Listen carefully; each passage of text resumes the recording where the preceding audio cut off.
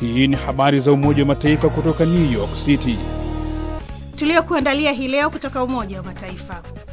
Kongamano la kimataifa la Kiswahili limeng'oa nanga Kampala, Uganda, na wadau wa lugha hiyo kutoka kila kona ya dunia wafunguka.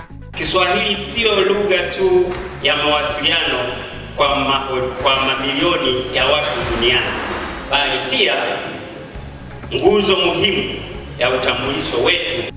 Na leo katika mashinani tutaelekea Sudani, ambapo ni miaka 2 tangu vita ianze nchini humo. Karibu. Ni Jumanne ya tarehe 15 mwezi Aprili mwaka 2025, siku ya sanaa duniani. Na pia ni miaka 2 kamili tangu kuzuka upya kwa vita nchini Sudan. Mwenyeji wako ni mimi Lea Mushi kutoka hapa makao makuu ya Umoja wa Mataifa, New York, Marekani.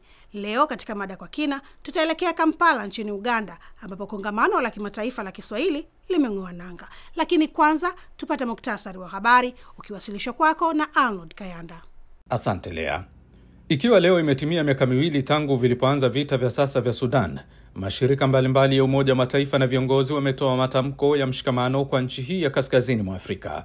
Katibu mkuu wa Umoja wa Mataifa Antonio Guterres amesema Sudani inabakia kuwa kipaumbele cha juu kwa Umoja wa Mataifa na kwamba ataendelea kushirikiana na viongozi wa kikanda kuhusu njia za kuimarisha juhudi za pamoja za kuleta amani.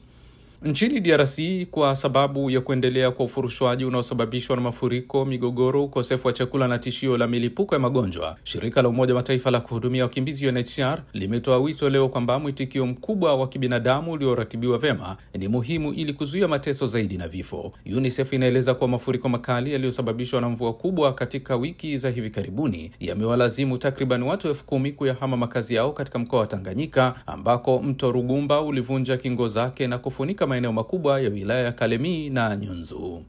Na jukwaa la vijana la Baraza la Umoja wa Mataifa la masuala ya kiuchumi na kijamii ECOSOC limeanza leo tarehe 15 hadi kesho kutwa tarehe 17 hapa makao makuu ya Umoja wa Mataifa jijini New York, Marekani. Jukwaa hili linatoa fursa kwa vijana kushiriki katika mazungumzo na nchi wanachama wa Umoja wa Mataifa pamoja na wadau wengine ili kueleza maoni yao pamoja na kuchochea hatua na mapendekezo ya kubadilisha ulimwengu kuwa mahali penye usawa zaidi na endelevu chini ya mwongozo wa ajenda ya mwaka 2030 na malengo ya maendeleo endelevu SDGs.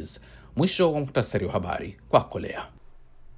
Asante sana Arnold Kayanda kwa muktasari wa habari. Hapo baadaye kwenye mashinani tutaangazia madhara ya migogoro katika siku ya kumbukizi ya miaka 2 ya vita nchini Sudan. Salia papo hapo tafadhali.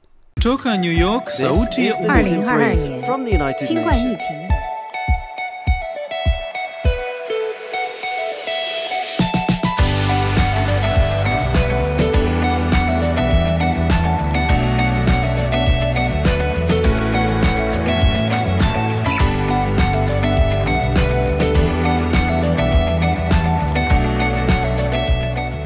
Alors que le réchauffement record met à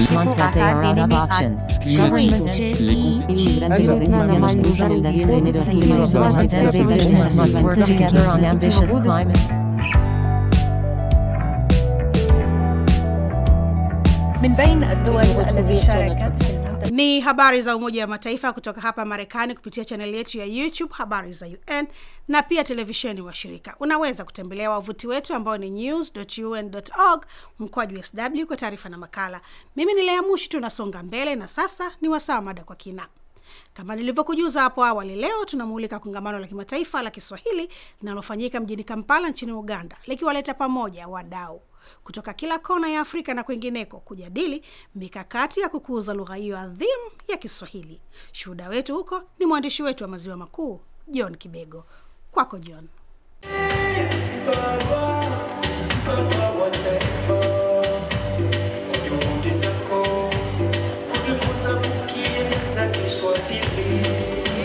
Naam, ni shamra kwenye sherehe za utangulizi wa kongamano la kimataifa la Kiswahili mwaka 2025 hapa Kololo mjini Kampala. Sehemu kuu hapa ni kumwenzi hayati Mwalimu Julius Nyerere aliyekuwa rais wa Tanzania kwa mchango wake katika kuchagiza matumizi ya lugha ya Kiswahili.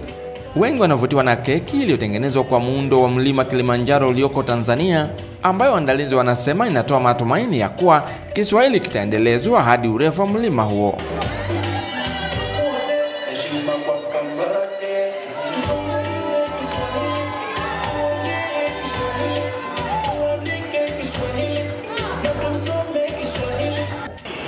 Historia inatuonyesha yaliyofanyika huko zamani kwenye vita vya Kagera, lakini hatuwezi kuendelea kukumbatia hayo, lazima tupone na tuende mbele. Huyu ni Dr. Ronex Kisembo Tendo, mkurugenzi wa shirika la Afrika Mashariki Fest lililoongoza maandalizi ya kongamano hili. Rais Museveni ametuhimiza tutangamane. Hakuna mtangamano bila lugha ya Kiswahili. Pili, lazima tuwe na hela moja. Balozi wa Uganda nchini Tanzania, Kanali mstaafu Fred Mwesigye anasema, and I want to assure you that the mind of Uganda imeshabadilika. Kwa maana zamani tulikuwa tunachikopa Kiswahili, kwa maana kilikuwa kimetumika vibaya na wanajeshi, lakini wakati huu under NRM, under the leadership of our president, the soldiers are friendly to the wananchi. Balozi Mwesigye anataja hatua ambazo zimepigwa na serikali ya Uganda. Swahili has been introduced to all our education system. Na hivyo sasa Kiswahili kimeingizwa katika mfumo wetu wa elimu hapa Uganda. Darasa la kwanza mpaka. Profesa P.L. Olumumba kutoka Kenya amesema hatua zinazopigwa zinatia moyo.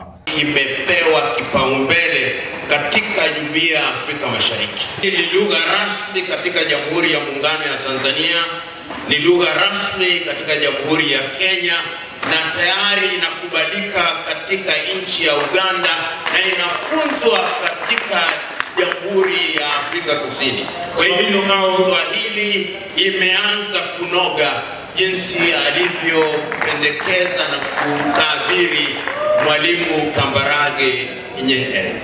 Na kuongeza kuwa letu katika kongamano hili ni kuhakikisha kwamba hatuzungumzi Kiswahili tu, lakini tunaandika kwa lugha ya Kiswahili. Naye balozi wa Tanzania nchini Uganda, Meja Jenerali Paul Kimuli Kisesa amesema, kama tunavyofahamu kwamba Kiswahili kinazungumzwa na watu zaidi ya milioni 500 duniani sasa hivi. Hivyo hatuna budi kuwa na furaha, kwani kongamano hili la kimataifa la Kiswahili nchini Uganda linafanyika wakati mwafaka. Na kuongeza kuwa kwa sasa Kiswahili sio lugha tu ya mawasiliano kwa mamilioni ya watu duniani, bali pia nguzo muhimu ya utambulisho wetu. Ndio maana nimefurahishwa sana na kauli mbiu ya kongamano hili inayosema kukienzi Kiswahili, wajibu wa kisiasa na kiuchumi kwa mvuvumko wa Afrika. Wananchi kutoka nchi mbalimbali za Afrika Mashariki ikiwemo Tanzania, Kenya na Sudani Kusini wamehudhuria na baadhi yao wameelezea hisia zao. Naitwa Mwalimu Kasero Samuel. Kongamano hili limetuunganisha watu kutoka nchi mbalimbali za Jumuiya ya Afrika Mashariki na nina furaha tele. Ninahitaji Kombo Moses. Kutoka wapi? Kutoka Sudani. Nilisikia Profesa Lumumba aliongea kitu mzuri sana. Alisema nini? Lumumba aliongea kitu ya East Africa mzuri sana. Ana Manyirika kutoka Tanzania. Sehemu ninayofanyia biashara yangu ni Dar es Salaam, Kinondoni. Okay. Walikuja lini hapa? Nimekuja toka tarehe 12. Profesa Aldini Mtembei ni mkurugenzi wa taasisi ya taaluma za Kiswahili kwenye Chuo Kikuu cha Dar es Salaam nchini Tanzania. Unazilinda kwanza hizo lugha za asili zenyewe ambazo zile zinapotea tu. Zitapotea sio kwa sababu kuna Kiswahili. Kwa hiyo kufundisha kwa mfano Lunyoro, Lunyankole, Luchiga, unafundisha Kiswahili kwa kutumia hizo lugha. Maana ni kwamba wewe kama ni Mnyankole utakuwa una uwezo wa kushirikiana na Mswahili ama ndani ya kabila lako au kutoka nje kama Tanzania au Kenya, mkaandika kitabu pamoja, kitabu cha ufundishaji wa Kiswahili kupitia Kinyankole au Kikakwa au Kiacholi au lugha yote ile ya Uganda. Kwa kufanya hivyo watu hawataziona hizi lugha ya Kiswahili kama adui. Shukrani sana John Kibego kwa mada hiyo kwa kina, na bila shaka utaendelea kutujuza kinachoendelea katika kongamano hilo. Na sasa twende mashinani kupitia video iliyoandaliwa na shirika la Umoja wa Mataifa la kuhudumia watoto UNICEF. Fursa ni yake Mariam Mohamed Ahmed, ni mkimbizi kutoka Sudani ambaye maisha yake yameathiriwa vibaya na vita vinavyoendelea nchini humo. Tulilazimika kukimbia kwa sababu ya mapigano na tukaja hapa Tawila. Hatuna chakula, maisha ni magumu sana kwetu. Tuna mahitaji mengi sana. Mahali pa kujihifadhi dhidi ya mvua, kinga dhidi ya mbu, chakula na maji. Mtoto wangu hapa anateseka kutokana na utapiamlo. Nilimleta katika kituo hiki cha afya alipokuwa na umri wa mwezi 1.5 tu. Mwanzoni hali yake ilikuwa mbaya sana, lakini baada ya kupata matibabu kituoni, sasa anaimarika. Kila mtu alitusaidia. Kila asubuhi walitupatia biskuti 2 za kuongeza nguvu na mchana walitupatia 1. Sasa anaendelea vizuri zaidi. Pole sana Mariam Mohamed Ahmed na familia yako. Machungu yenu ni mzigo wa dunia nzima. Basi kufikia hapa nami nakunja jamvi kwa siku hii ya leo. Tukutane tena Alhamisi kwa jarida lingine la video. Kwa upande wa redio kila siku linaendelea. Hivyo kesho Jumatano utapata kusikia habari za Umoja wa Mataifa.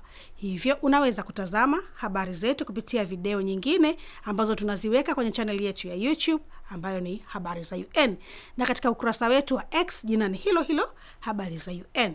Kumbuka pia kupakua app yetu ya Habari za UN kwenye Play Store na App Store. Basi kufikia hapa, kwa niaba ya wote walioshiriki kukuletea jarida hili, mimi ni Lea Mushi na kutakia amani na kwaheri kutoka New York, Marekani.